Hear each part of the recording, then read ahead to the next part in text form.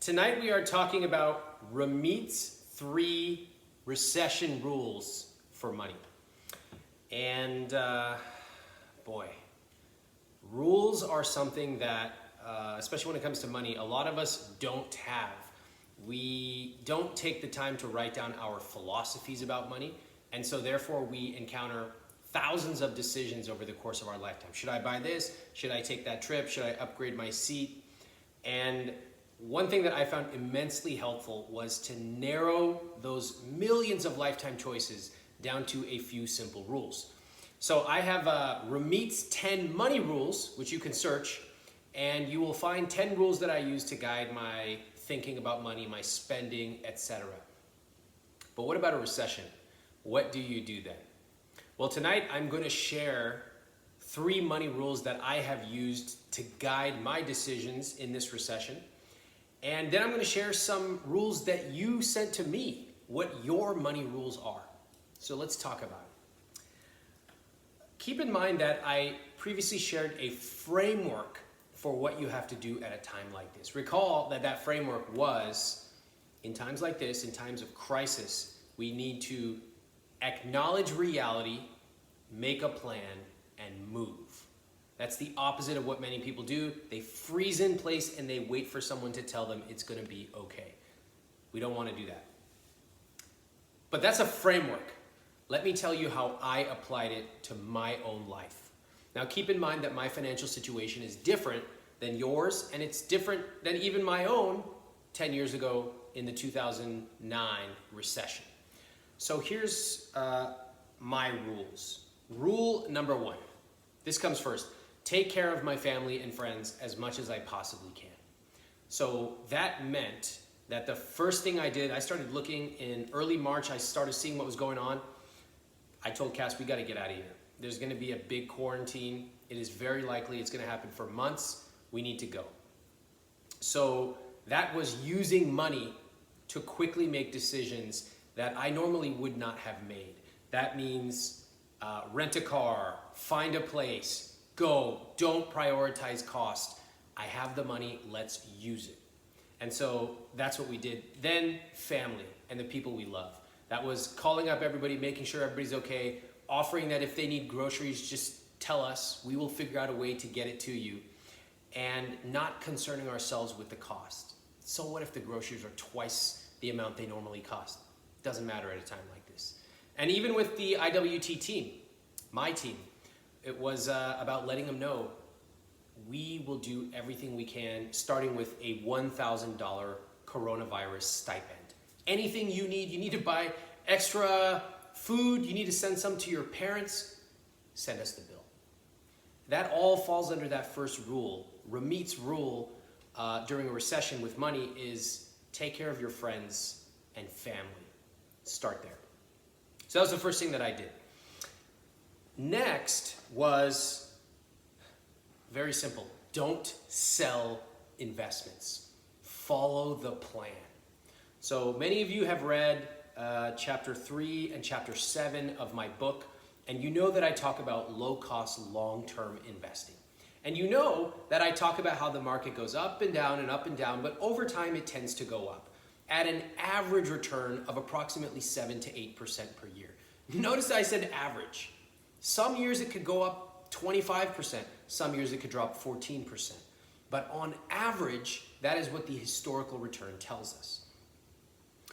Because I've read enough, and because I've been involved in the personal finance world for a long time, and because I've been through recessions with smaller amounts of money in my account, to me this was just a small test to be able to follow my own plan. And my plan says, stick with the plan. Keep investing as I've always done. And in fact, if I have extra money, go ahead and add that to the market. Now this is really interesting because as recently as today, I posted someone who wrote me, and I have to read you guys what this person sent me because it's quite the opposite. Let me show you here. How do I do this? I'm trying to look at my own IG story right now while I'm live on Instagram. Wow, this is I've never attempted this. And anyway, let me just tell you what this person said. They were like, Ramit, I read your whole book. It was great. Unfortunately, last week I got scared and I sold all my investments. What should I do? I was like, I posted it to IG and I was like, what would you say to this person? There's a person who has the information. They know all about long-term returns, etc. But it doesn't matter because emotionally they did not connect with it. They didn't believe it. And so they made a huge, tragic money mistake. If you can simply not make a huge money mistake right now, that is a huge benefit to you over the long term. And if you can keep investing, wow, over the long term, you will probably do very, very well. So that's rule number 2, keep investing, don't sell my investments. And rule number 3 was look for new opportunities. So it's one thing if you are playing defense and, for example, you're building up an emergency fund. Do that first, prioritize that. It's another thing if you've already been doing the plan and executing it, which I've been doing my own plan for a long time. So then I said to myself, all right, I acknowledge reality. I made plans. I took care of my family. What now? Let's start looking for opportunities. And honestly, I don't know what those opportunities will turn out to be. I'm here. I'm chatting with you guys. I love doing this. I'm getting more DMs than ever. I'm having fun. So who knows what this turns into? I'm watching a lot of TV. Is that going to lead to any new opportunities? Vanderpump? Probably not. But we can always hope. The point here is there's a certain point once you have finished playing defense where you can actually play offense. And one of the opportunities I would say is that IWT as a company is donating a huge amount. That is an opportunity that I would not have thought about. And we could only do because we spent a lot of time building the company to being profitable. So my key rule number 3, look for opportunities. And what I mean by that is don't only play defense. Once you've checked the boxes playing defense, start to look for opportunities, whether it's to learn a new skill, develop a deeper relationship with your friends, talk to them every week on Zoom, whatever. Look for opportunities. So those are my 3 recession rules when it comes to money. And I understand that that's a lot of people are like, hey, I'm still at step number 1. I need to build up an emergency fund. I'm still working on that framework. Totally fine. Do that. But I wanted to share the way I think about a situation like this, specifically as it relates to money, because my hope for you is that whether you are here now or whether you are here next time, it will allow you to start thinking about what you can do to move forward, to use your money, to help people, to not play defense and shrink, but rather to think bigger, both with your family, with your investments, and also with your own opportunities. All right, so those are Ramit's 3 money rules for recessions. Now I want to share some of the comments that came in about other people's rules. Now listen to these. I think these are fascinating. Recession rules. Don't panic. This will pass. Just keep doing what you've been doing in terms of investments. People say they are broke. Well, 2 months of coronavirus didn't land them there. They are there because of prior decisions. So start early, start today. That's a bit provocative, but let's try to really break down what this person is saying. What this person is saying is the best thing you can do for a bad situation is walk in prepared, right? And we've all heard stats about how, in general, Americans have very poor savings rates. So look, we can't change what happened yesterday, but we can learn from this lesson. And if you have a low savings rate, we can say to ourselves, I don't want to be in this situation again. So I'm going to start making changes now so that in the future, I never have to be here. Okay, so that's what that lesson is saying. Here's another lesson from Megan Vic 55. Whoa. Oh man. I am fortunate enough to be an essential worker and work remotely. My main money rule is to spend money responsibly on others and find ways to make others smile. Donate to a charity, send parents and friends homemade cookies, record a video for your friends, like medical workers and delivery people, and let them know you see them. If you're crafty, make masks. Share your time, and if you have it, share money with others. Megan Vic, 55, love that. Here's one. Do not change my investment strategy. Stay the course, ignore the huge swings from market volatility. And as this person says, shares in retirement funds are now being bought on sale and will eventually go up. If your first reaction to that is, how do you know they're going to go up? Read my book. I am not saying they will always go up, but you should understand the history and get educated about money. Don't just let your emotions guide you. Rule number 2 for this person, ensure a 1-year emergency fund in case of layoff, which happened to me on April 3rd, and I'm waiting on unemployment money. Step 3, stay calm, no need to panic. Step 4, start a business or other side gig. Step 5, invest 5 to 10% in stocks. I'm only doing this because my emergency fund is set and my conscious spending plan is intact. Very nice, very thoughtful. That's Jilly Bling. Here's one more. I love this one from Claudie C. First and foremost, step up and serve. I teach mindset and emotional intelligence, and the need for that is huge. I've been giving away a ton of free material. This creates the next rule. Triple down on pivoting from in-person brand workshops to online, which promotes branding as a thought leader, builds my network, etc. I know it will lead to eventually securing new multiple streams of income. I did just have 99% of my current income postponed or deferred, so when we can travel again, I'll have more income streams, a bigger brand, and a bigger network than ever. Claudie C., what you hear in this is somebody who is focusing on the long term. Now again, not everybody can do that. If you're concerned about where money's coming from for rent next week, this one doesn't apply to you. But that's okay. It doesn't mean we reject all the rules. We're just learning from different people and their rules. Okay, I'm going to give a couple more.